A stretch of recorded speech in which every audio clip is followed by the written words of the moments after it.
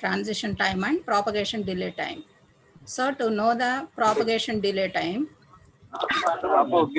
so what is propagation delay time? The amount of time that it takes for a change in the input signal to produce a change in the output signal is called propagation delay time. Observe carefully the definition. The amount of time that it takes for a change in the input signal to produce a change in the output signal. For example, if we consider a CMOS inverter circuit, at the first state, we have a low input signal. So that is a low input signal is applied at suppose 1 nanosecond at a t equal to 1 nanosecond. So that is, for example, consider this waveform.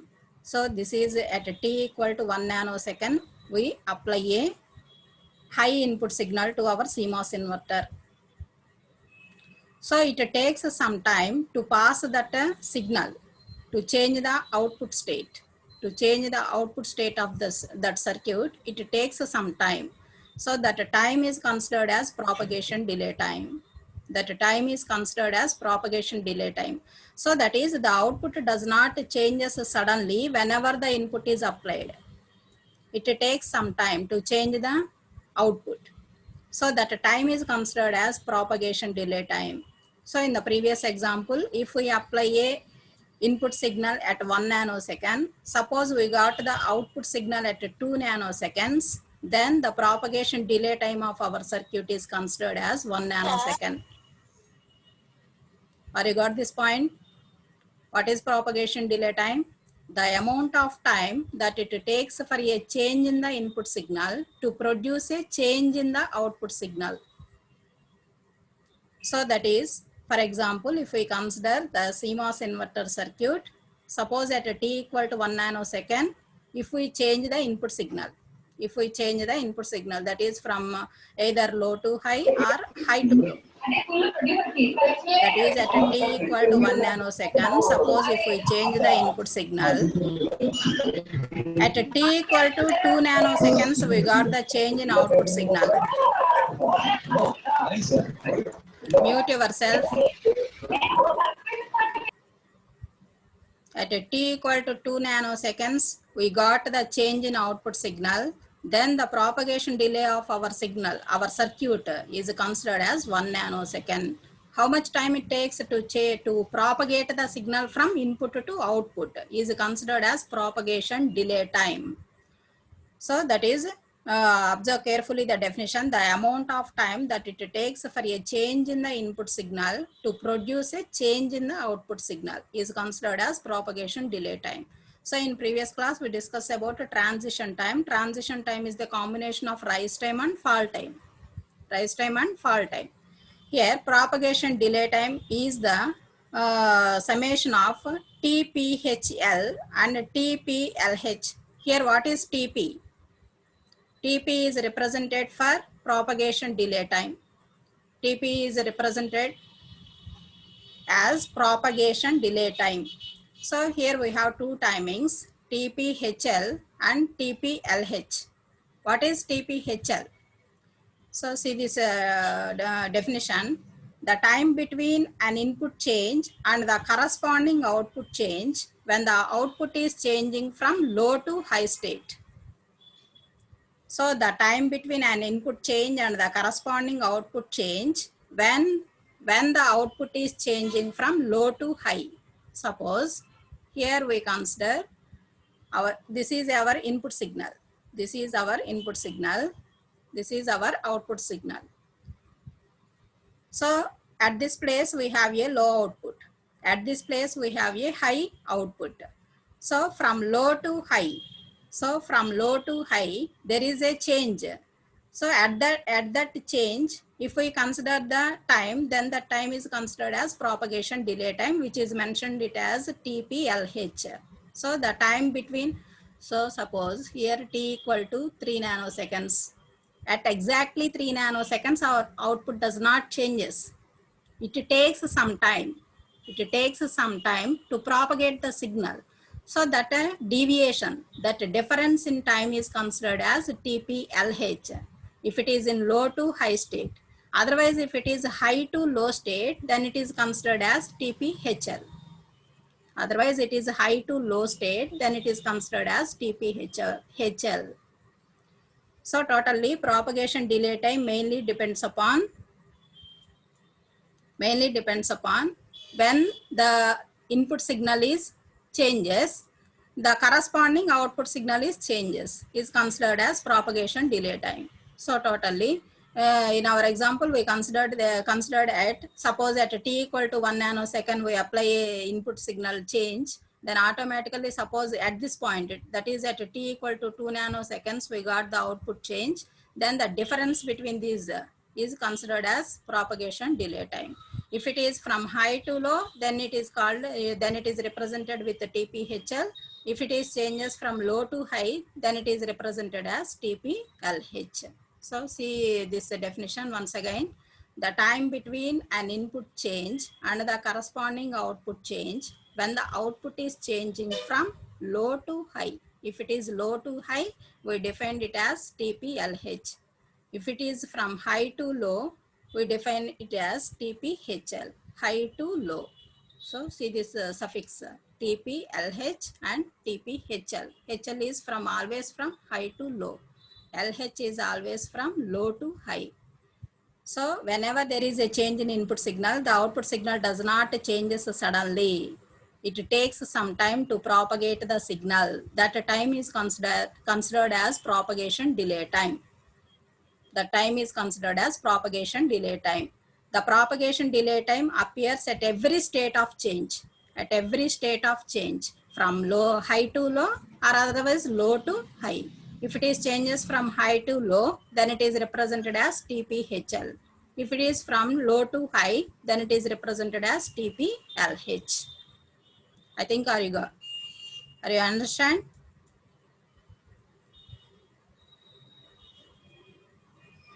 Yes, ma'am. Okay.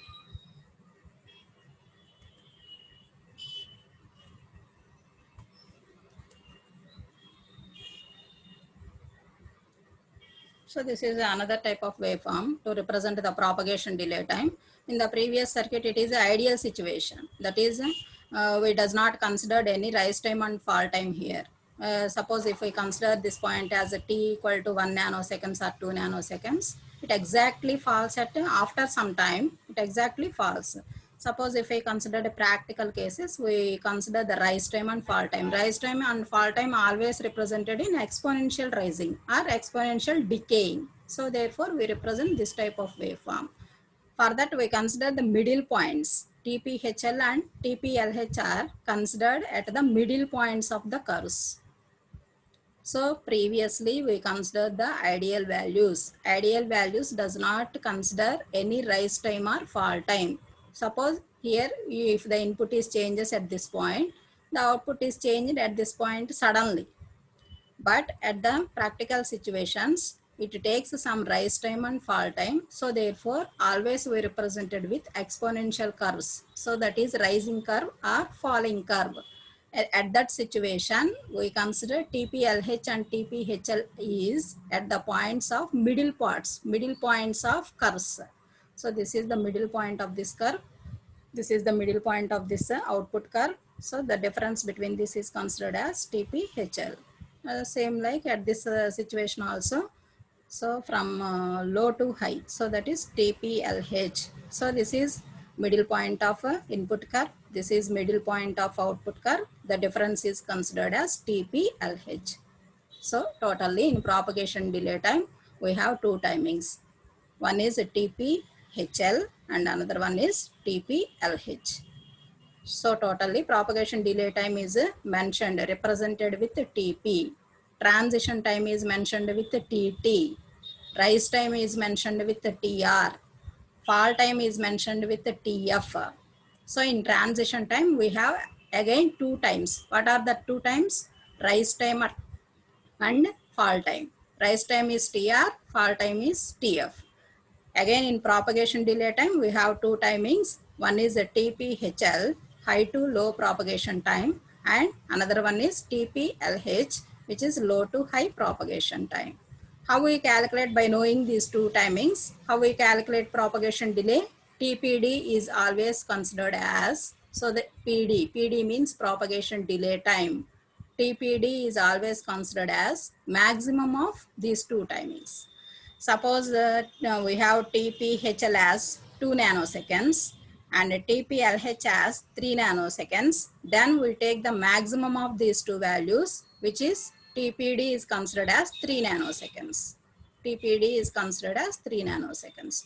So in previous case, to calculate the transition time, we take the summation of fall time and rise time. But here in TPD, we take the maximum of TPHL and TPLH. So to calculate TPD, we take the maximum of TPHL and TPLH. What is the purpose of calculation of propagation delay time? By calculation of TPD, we know the gate speed or circuit speed, how much time it takes to operate. So that's why to know the speed of the circuit, we must calculate the propagation delay time. So this is propagation delay time. So in CMOS dynamic electrical behavior, we study about transition time and propagation delay time. By knowing these transition time and propagation delay time, we calculate the speed of the circuit. Another parameter is power consumption, dynamic power consumption.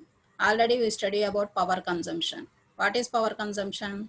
Already you know the characteristic of power consumption. What is power consumption? The power required by the circuit to operate at 50% of its duty cycle. So that is simply we can say that the power required by the circuit.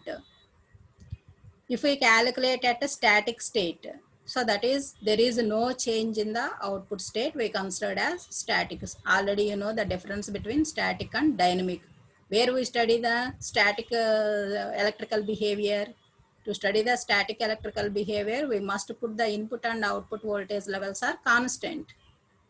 But in case of dynamic electrical behavior, we put the input and output voltage levels are vary. Input and output voltage levels are vary. So similarly, to know the static power consumption when the circuit's output is not changing. If we calculate the power consumption by keeping the output voltage as constant, then that power consumption is considered as static power consumption. Already in static electrical behavior, I discussed about this parameter. What is the formula to know the static power consumption? P equal to simply V into I, where V is a supply voltage. Here it is a CMOS device, therefore we consider it as VDD. In previous slides, you have that formula.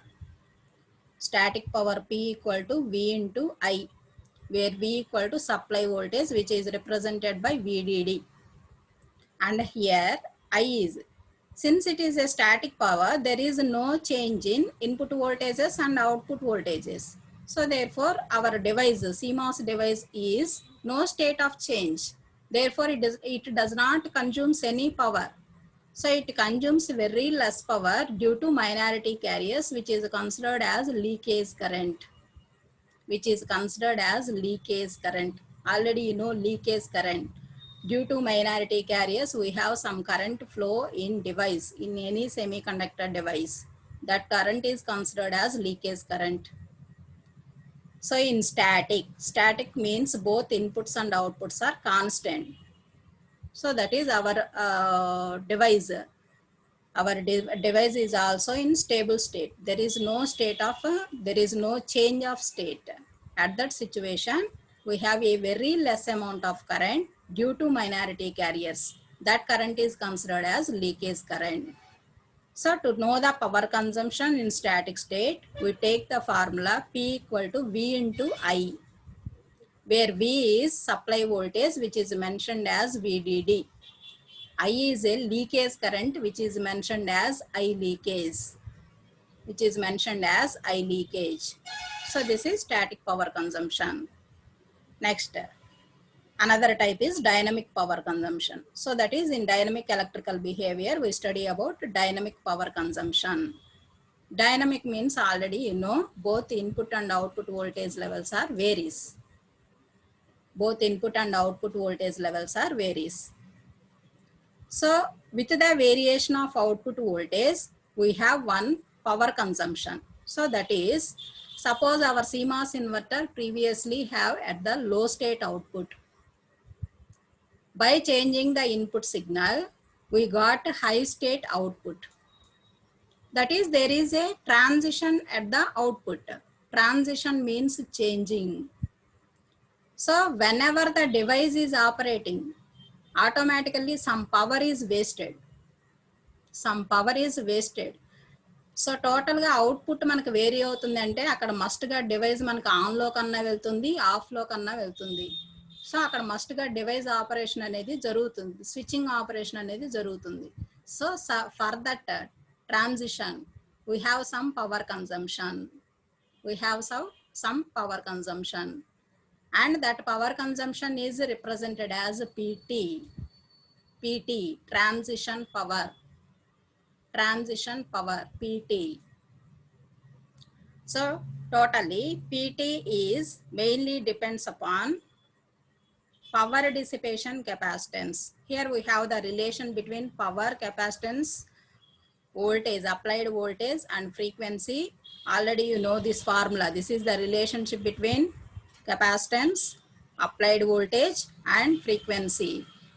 So here why we consider frequency? Here the output level and input levels are varies. So we consider some switching frequency. So therefore this is the relation between P, C, VC, VCC, what is VCC? Supplied voltage and frequency, switching frequency. So this is formula P equal to CV square by F. P equal to CV square by F. This is fundamental formula. Here in dynamic electrical behavior, we study about dynamic power consumption, which is depends on two powers. One power is transition power PT and another power is load power PL. Load power PL. So totally dynamic power dissipation PD equal to PT plus PL.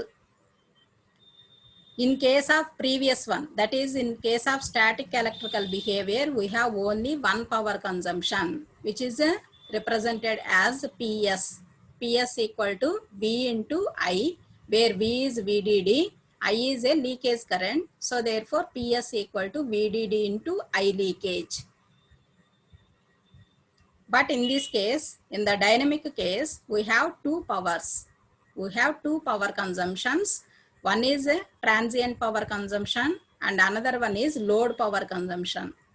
By adding these two powers, we have a dynamic power consumption. So that is, power is consumed in two ways in dynamic. One is for the state changing, that is either for input side or output side, and another one is power dissipation due to load capacitance. Power dissipation due to load capacitance. So already I told you, in dynamic electrical behavior, we must consider the capacitive effect, CL.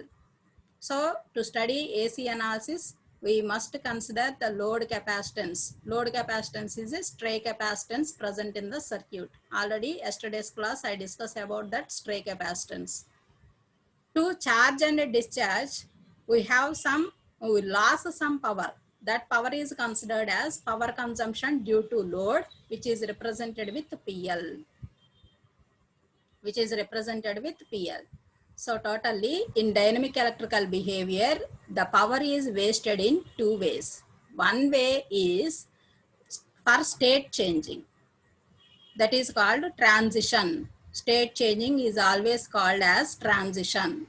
So therefore that is mentioned as PT. Another way is to charge and discharge of CL, some power is wasted. Some power is dissipated.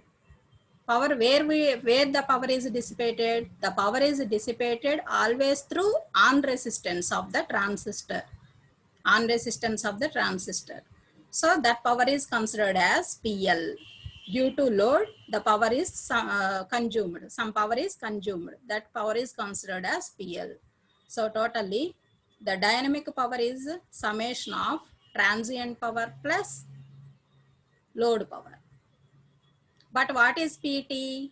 What is the formula for PT? PT equal to, it mainly depends upon power dissipation capacity. Power dissipation capacity or capacitance. So totally PT equal to, we have a formula CPD into VC square into F. Note down this formula. Transition power PT equal to power dissipation capacitance CPD into VCC square. Since here we have a MOSFET, therefore you simply represented as VDD also. Take VDD also. No problem if we take VCC. So that is CPD into VCC square into F, which is PT. This CPD is power dissipation capacitance, which is decided with the manufacturer. Which is decided with manufacturer. It have some constant values, so nearly like 20 picofarads like that, something. It is decided by manufacturer. What is the power dissipation capacitance of that circuit? Now, what is PL? PL equal to CL into VCC square into F. CL into VCC square into F. So therefore, total power, total dynamic power equal to PT plus PL.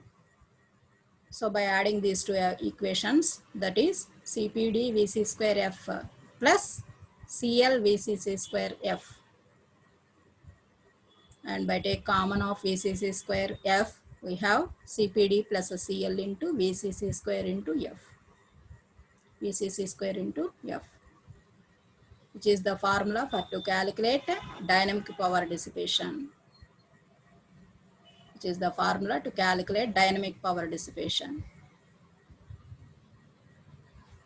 I think you understand about static power dissipation and dynamic power dissipation or consumption. Static means constant, that is both input and output voltages are constant. At that situation, the device does not operate, it is in stable state. But due to minority carriers, we have some current leakage, that is mentioned as I leakage. So to calculate that power consumption, we consider PS equal to VDD into I leakage in case of static.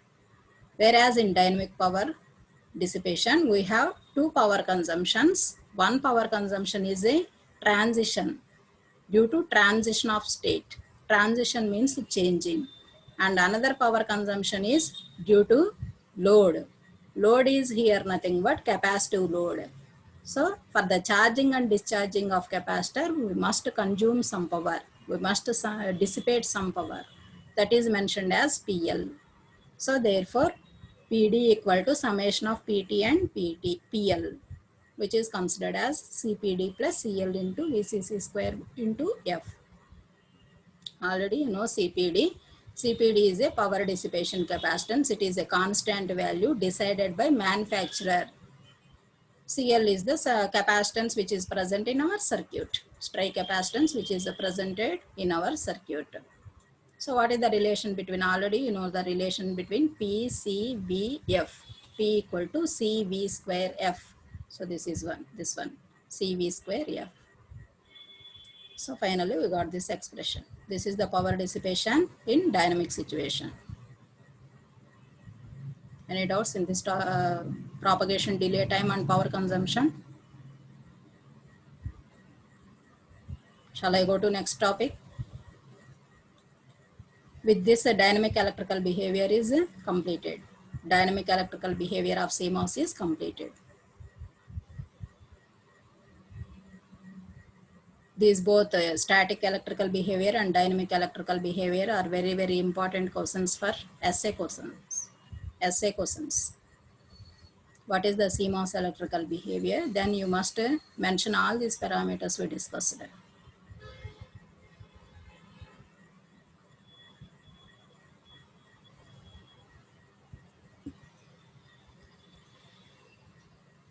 So our next topic is CMOS logic evolution. CMOS logic families evolution. So that is generations. Evolution, you already know evolution. That means a generation of CMOS. what is the first CMOS and what is that series of that CMOS. After that, which series is developed and what is the power consumption of that CMOS, like that. So that is called logic evaluation, CMOS logic evaluation. That is our next topic. Before going to that topic, we must discuss about classification of logic families. Already you know classification of logic families. Up to now we discussed in first class RTL, DTL, DC, all these logic families. So just I remember that classification of logic families. Logic families are mainly classified depending upon the bipolar, depending upon the polar, so that is current conduction.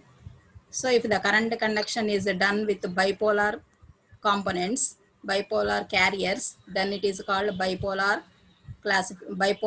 logic. If the current conduction is done with the unipolar carriers, then it is called unipolar. You already know the bipolar devices and unipolar devices. What is the example for bipolar? What is the bipolar device? What is the bipolar device and what is the unipolar device? Hmm? What is the example for bipolar? Transistor. Very good, number 78. Transistor. So bipolar means the current conduction is done with both majority and minority carriers. The current conduction is done with both majority and minority carriers. Then that is considered as bipolar device. Transistor is example for bipolar device. Unipolar. What is meant by unipolar? If the current conduction is done with only single carriers, that is majority carriers. Example. What is the example for unipolar? MOS. So that is FETs, MOSFETs. So MOSFETs, in MOSFETs again we have PMOS and NMOS. So depending upon bipolar and depending upon current conduction carriers, we have two types of classification under logic families. Those are bipolar and unipolar. Again in bipolar, we have two types which are saturated and unsaturated. What is the meaning of saturated and unsaturated? What is the difference between saturation and unsaturation?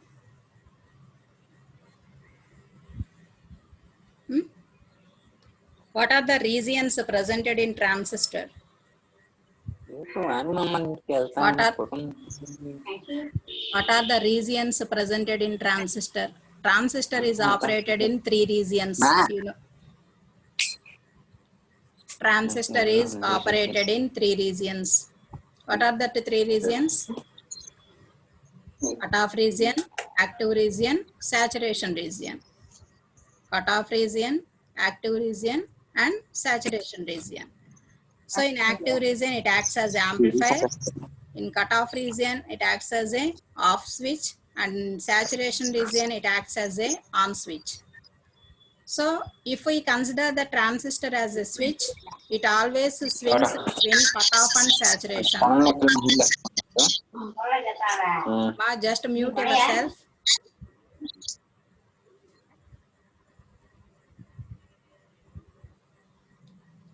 If we want to use the transistor as a switch, it always swings between cutoff and saturation.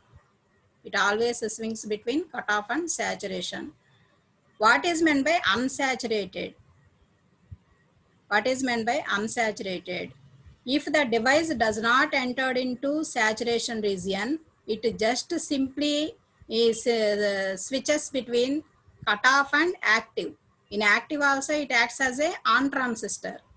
In cutoff it acts as a off transistor. If we make the device, it just swings between cutoff and active. It does not enter into saturated region. Then it is considered as unsaturated. Then that devices are considered as unsaturated. So observe this point carefully. In bipolar, we have again saturated logic and unsaturated logic. What is meant by saturated logic? Already you know in transistor we have three regions: cutoff, active, saturation. In cutoff, it acts as a off switch. In saturation, it acts as a on switch. In active, it acts as a amplifier. Amplifier is nothing but whenever it comes to on condition, it acts as an amplifier. So suppose if we make the transistor as a switch, then it swings between cutoff and saturation. So to reduce the time, if the transistor does not enter into saturation, it just swings between cutoff and active. In cutoff, it is a off transistor, and in active, it is acts as a on transistor. Then if it just swings between cutoff and active, then that device, then that logic is considered as unsaturated. So in PDC also you study about unsaturated bistable multivibrator. You have one topic. In bistable multivibrator, you have one topic which is unsaturated bistable multivibrator. In that place, we put the transistors like that. The transistor does not enter into saturation region. Why we consider that? To reduce the delay. To reduce the delay, the transistor is operated between cutoff and active. If it enters into saturation, again it comes to cutoff, it takes some more time. So that's why to reduce the propagation delay time, the device must swings between cutoff and active. So to make that logic, that logic is considered as unsaturated logic. So under the unsaturated, we have Schottky TTL and ECL.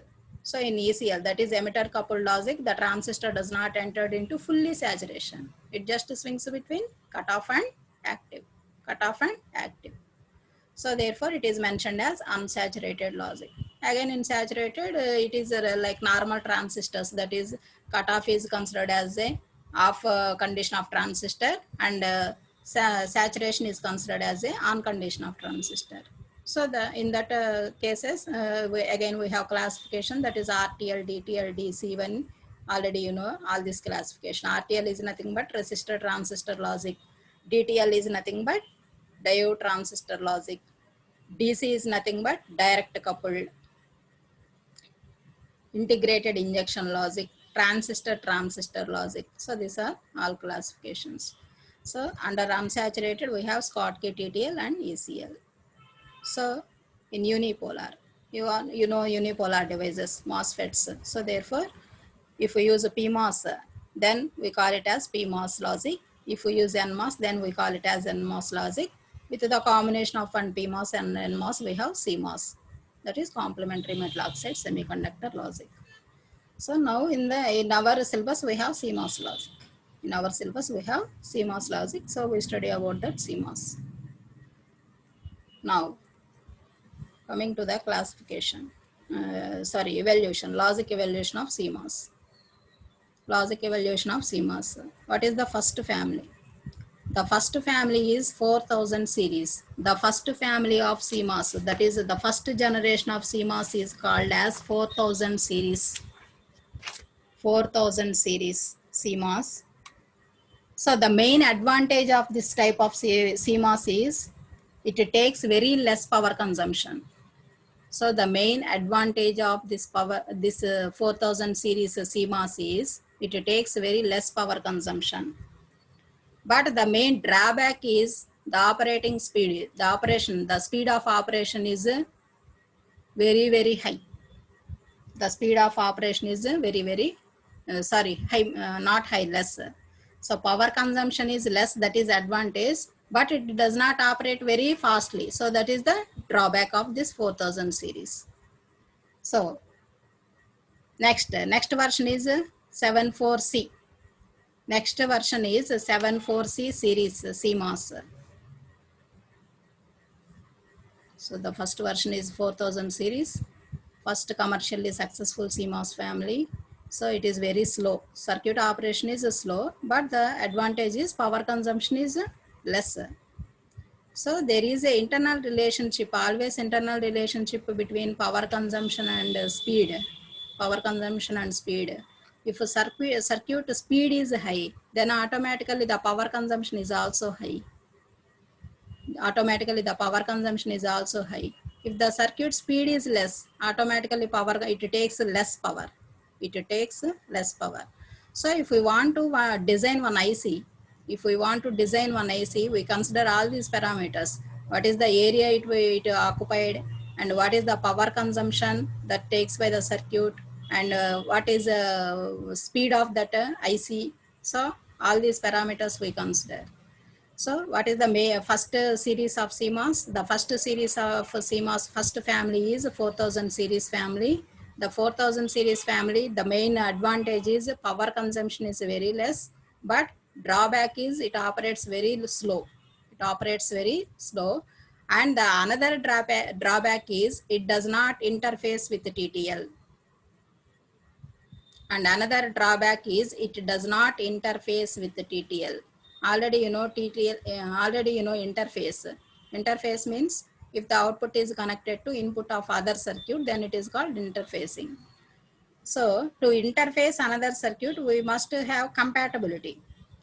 When the compatibility comes, the output and input voltages are compatible to another circuit, then only we connect the another circuit perfectly. Then only we connect the another circuit perfectly.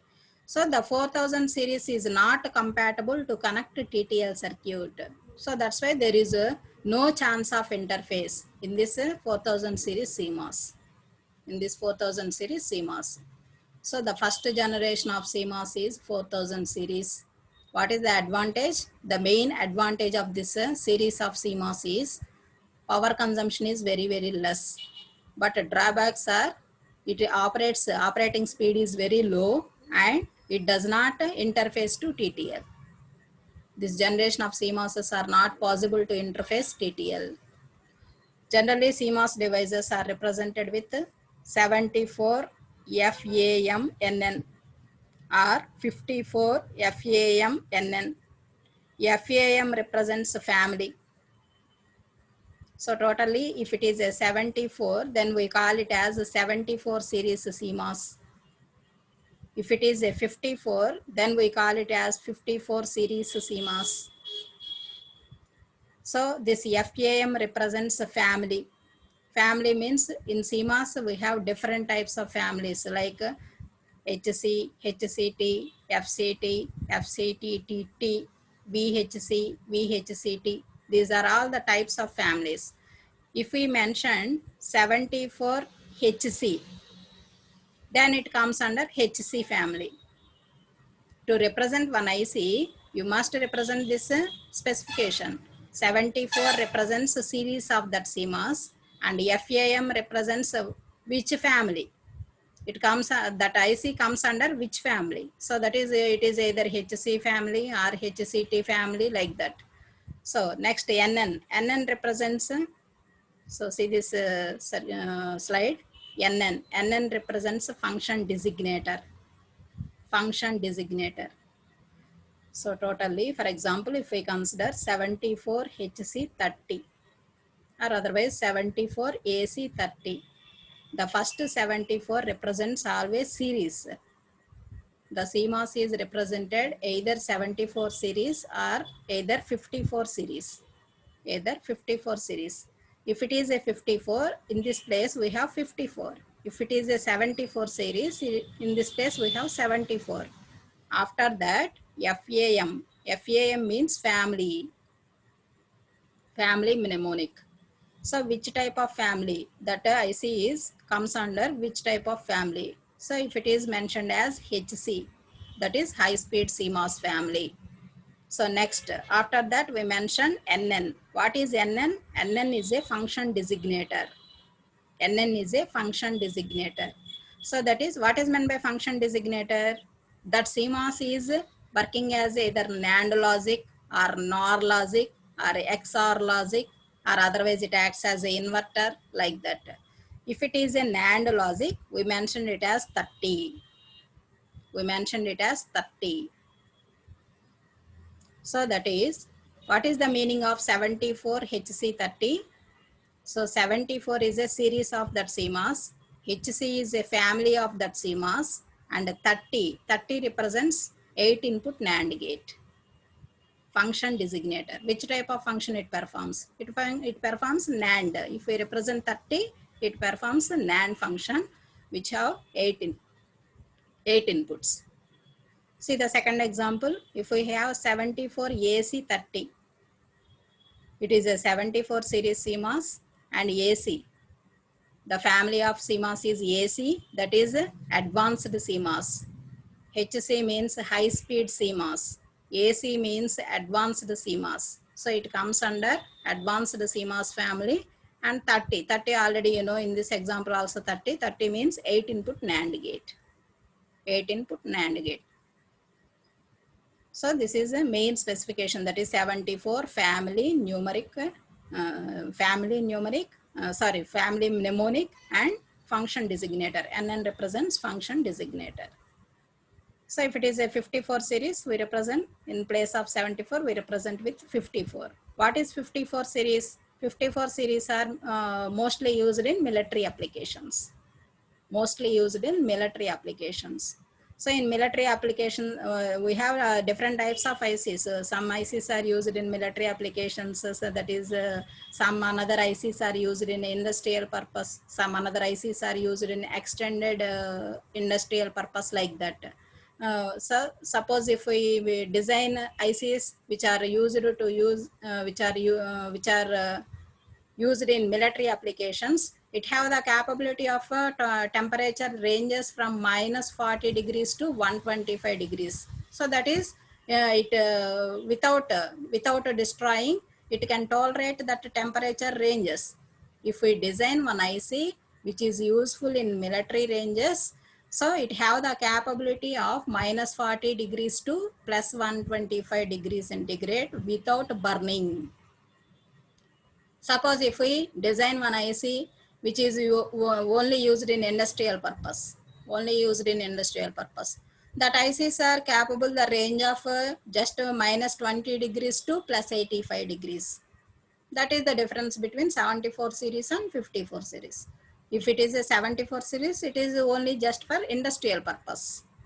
It is only for industrial purpose. If it is a 54 series, then those are used in military applications. I think you understand the difference between industrial purpose ICs and military application ICs. Military application ICs are capable of higher temperatures. That is, it can also used up to plus 125 degrees centigrade also. But in case of industrial purpose, it have the capability of only plus 85 degrees centigrade. So if it is a 74, then it is mentioned as industrial purpose. If it is a 54, then it is mentioned as military applications. So this is the representation, main representation of CMOS 74 series and 54 series. So coming to the first slide. Now you observe the evolution. The first generation is 4000 series generation. After that 74 series generation. From this you have 74 series generation up to this. This is a 74 series CMOS. 74 CMOS series. So by the evolution change, we have the less power consumption compared to previous one. So compared to this series, it takes very less power consumption and speed of the circuit is high. Speed of the circuit is high. So next, after that, the next generation is HC. HC means already I told you, the high speed CMOS.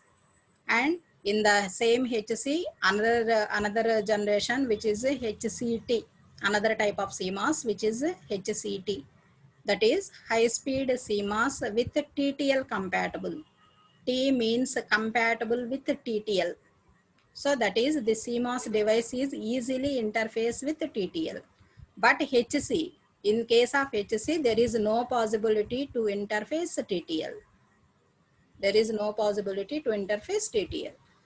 So after 74 series CMOS, again we have HC and HCT series CMOS. HC means high speed CMOS and HCT means high speed CMOS compatible with TTL. These are developed at the starting of 1980s. This generation is developed at the starting of 1980s.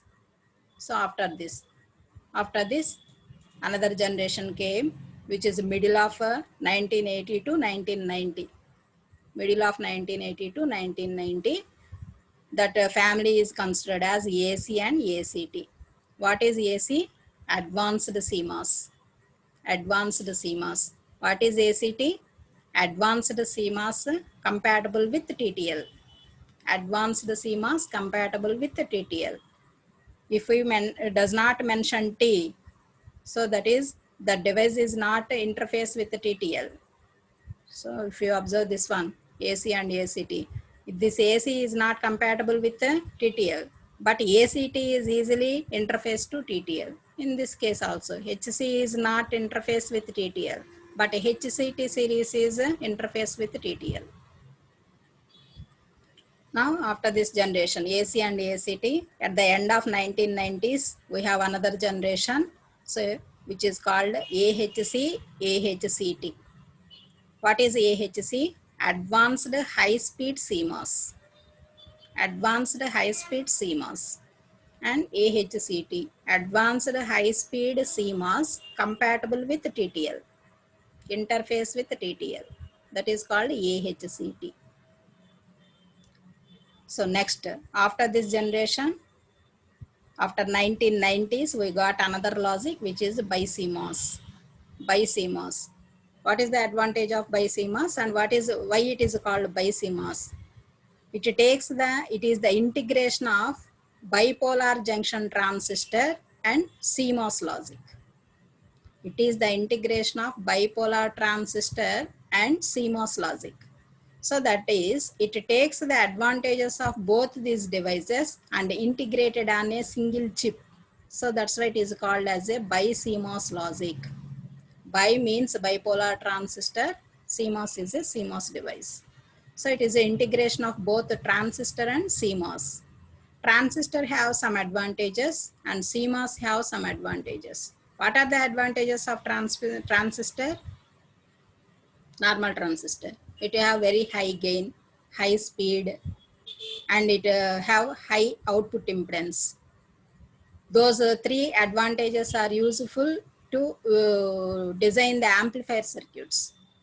The transistor have mainly three advantages. Those are high gain, high speed, and